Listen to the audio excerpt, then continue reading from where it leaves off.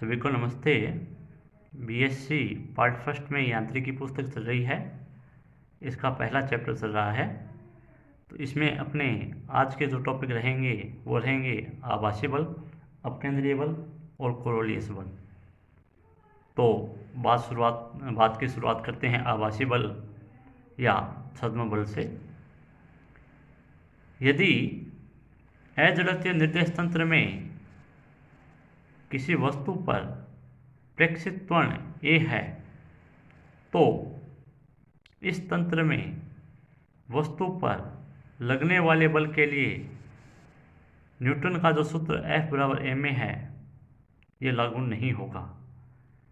यदि किसी वस्तु पर बाह्य बल कार्य नहीं भी कर रहा है तो भी त्वरित फ्रेम में उस वस्तु पर बल कार्य करता हुआ प्रतीत होता है। इस प्रकार वह बल जो वास्तव में कण पर कार्य नहीं करता है लेकिन निर्देश तंत्र में त्वरण या घूर्णन के कारण कण पर लगता हुआ प्रतीत होता है, आभासी बल या छद्म बल कहलाता है। माना दो निर्देश तंत्र S और S डैश है, जिनमें से S निर्देश तंत्र जो है वो जड़त्वीय है और S डैश जो है वो S के सापेक्ष किसी त्वरण a0 से गति कर रहा है। तो एक कण P का जिस पर कोई बाह्य बल कार्य नहीं कर रहा है, वह कण P है, एक कण P है जिस पे कोई बल कार्य नहीं कर रहा है, तो इस कण का निर्देश तंत्र S में जो त्वरण होगा वो शून्य होगा, लेकिन निर्देश तंत्र S डैश में इस कण पे लगने वाला त्वरण जो होगा वो माइनस का a0 लगता हुआ प्रतीत होगा। ऐसा लगेगा कि निर्देश तंत्र S डैश में इस कण पे माइनस का a0 त्वरण लग रहा है। अतः निर्देश तंत्र S डैश में प्रेक्षक कण पर लगने वाला जो बल होगा वो बल हमें F0 बराबर माइनस का ma0 प्रतीत होगा, क्योंकि बल बराबर द्रव्यमान इंटू त्वरण। तो इस प्रकार आभासी बल जो हो जाता है वो हो जाता है F0 बराबर माइनस का ma0। यदि कण पर F बल लगाने से जड़त्वीय फ्रेम S में कण का जो त्वरण है वो a1 हो जाता है, तो न्यूटन के नियम से हम जानते हैं F बराबर ma1। इस प्रकार अजड़त्वीय निर्देश फ्रेम S डैश में जो प्रेक्षित त्वरण हो जाएगा वो a हो जाएगा। तो a का जो मान आ जाएगा वो आ जाएगा a1 माइनस a0, दोनों के अंतर के बराबर। तो यहाँ से a1 का मान यदि हम ज्ञात करें तो a1 का मान आ जाता है a प्लस a0। यहाँ a0 जो है वो अजड़त्वीय फ्रेम या अजड़त्वीय निर्देश तंत्र S डैश का जड़त्वीय निर्देश तंत्र S के सापेक्ष त्वरण है। समीकरण 3 को पुनः लिख लेते हैं और समीकरण 3 के दोनों पक्षों में m से गुणा कर देते हैं। तो हमारे पास मान आ जाता है ma बराबर ma1 माइनस ma0।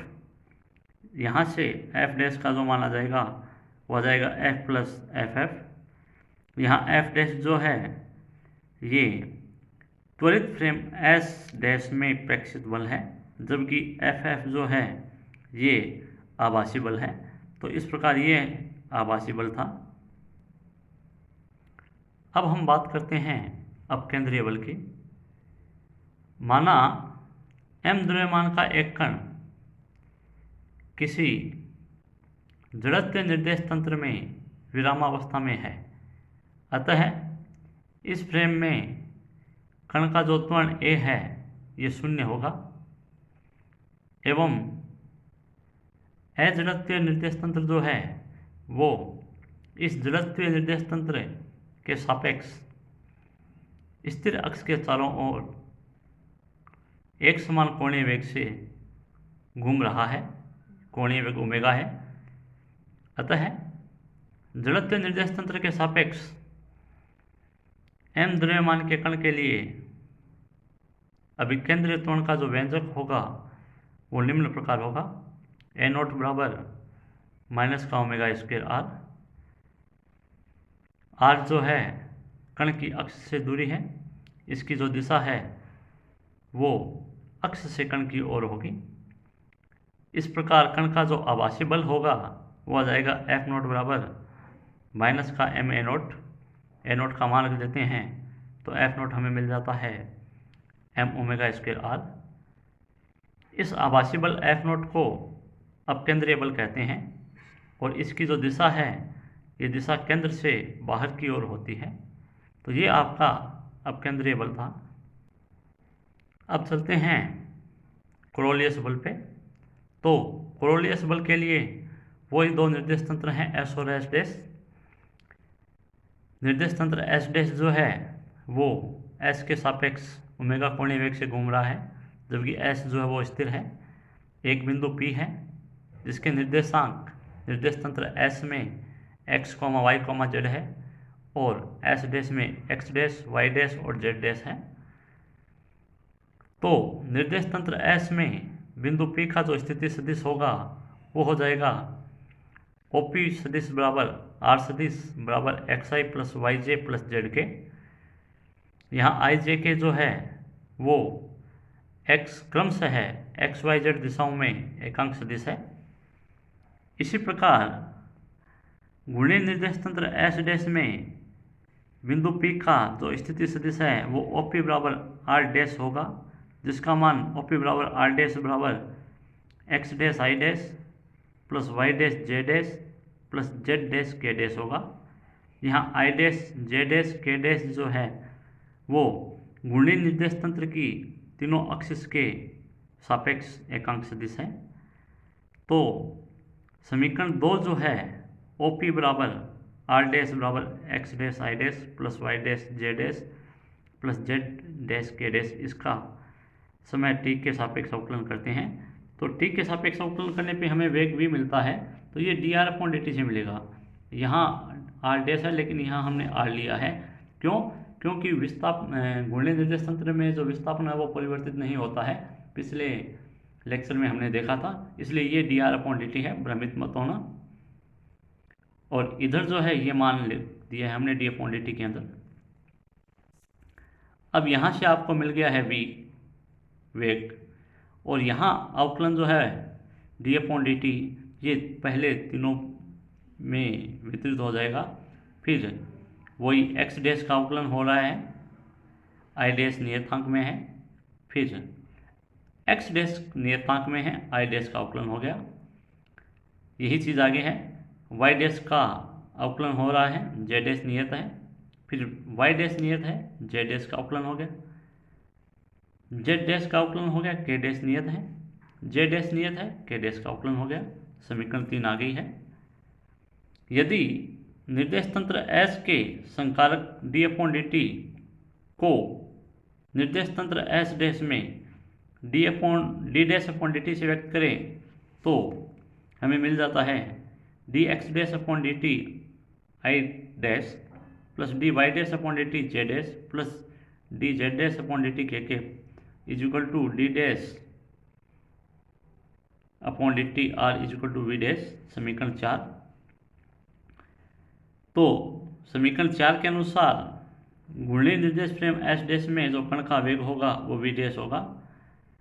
अब चूंकि एकांक सदिश I dash j dash k dash जो कि घूर्णीय निर्देश तंत्र के हैं ये एक समान कोणीय वेग ओमेगा से घूम रहे हैं, तो इनके लिए ये समीकरणें लागू होगी। D I dash upon dt बराबर ओमेगा गुणा I डैश, इसी प्रकार j के लिए, इसी प्रकार k के लिए। ये समीकरण 5 आ गई।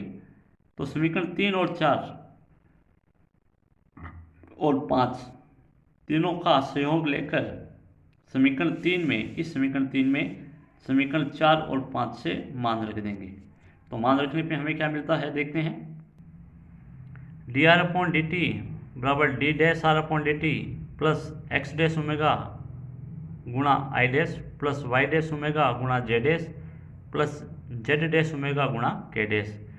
और यहाँ ये तो अपना एज इट इज है, यहाँ ओमेगा कॉमन बाहर आ गया है, तीनों में कॉमन, तो अंदर ये चीज़ बच गई है और इसको आर लिख दिया है विस्थापन के रूप में।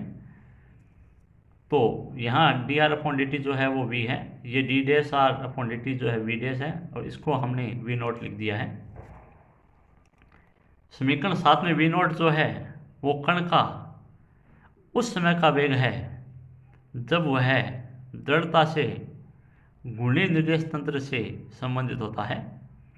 अतः जड़त्वीय निर्देश फ्रेम में कण का वेग v घूर्णी निर्देश तंत्र में कण के वेग v नोट एवं घूर्णन के कारण रेखीय वेग v डैश के योग के बराबर होगा। समीकरण 6 जो है ये समीकरण 6, इस समीकरण 6 को संकारक के रूप में हम निम्न प्रकार लिख सकते हैं, डी अपॉन डी टी बराबर D dash upon D T plus omega. समीकरण 8 आ गई है। किसी जड़त्वीय निर्देश फ्रेम में प्रेक्षित वेग के v के लिए समीकरण 8 को हम निम्न प्रकार भी लिख सकते हैं, D V upon D T बराबर D dash V upon D T plus omega cross V से गुणा है। अब यहाँ v को हम D R upon D T के रूप में लिख रहे हैं और कुछ नहीं किया है, इस v को D R upon D T यहाँ, और ये जो D R upon D T है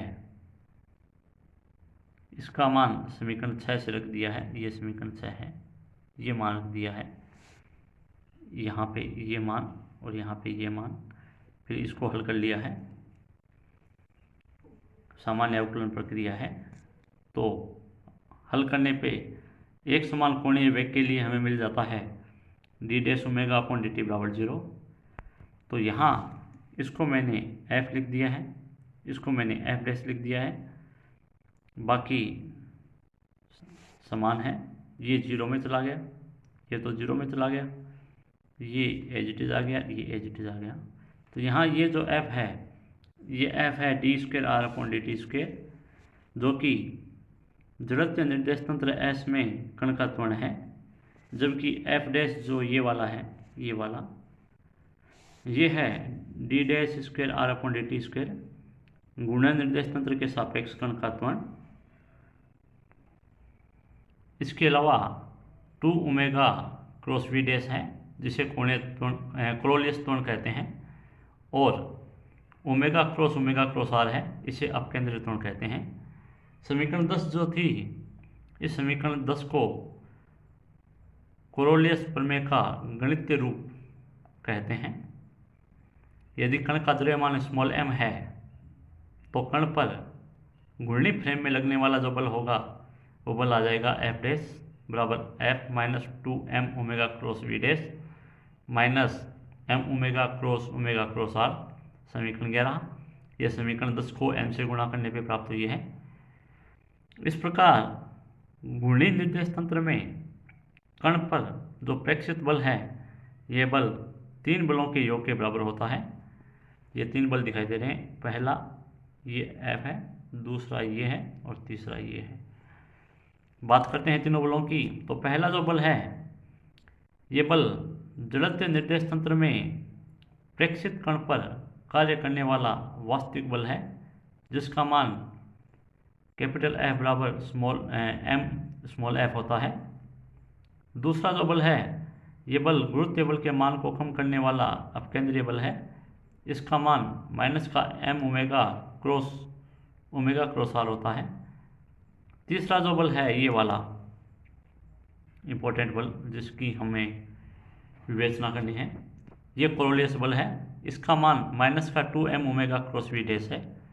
ये आभासी बल है। ये आभासी बल तभी कार्य करता है जब गति करने वाले कण की जो दूरी है वो दूरी घूर्णन से परिवर्तित होती है। यदि ओमेगा एवं D dash R upon D T के मध्य का कोण थीटा है तो लगने वाला कोरोलियस बल जो है वो हो जाएगा इसी फॉर्मूले से आपका माइनस का 2m omega D dash R upon D T sine theta N cap N cap जो है वो एकांक सदिश है जो ओमेगा एवं D dash R upon D T के लंबवत है।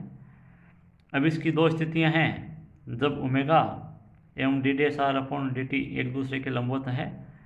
इस स्थिति में थीटा का जो मान है वो 90 डिग्री होगा, तो साइन 90 हो जाएगा और कोरोलियस बल एफ सी जो होगा वो अधिकतम होगा।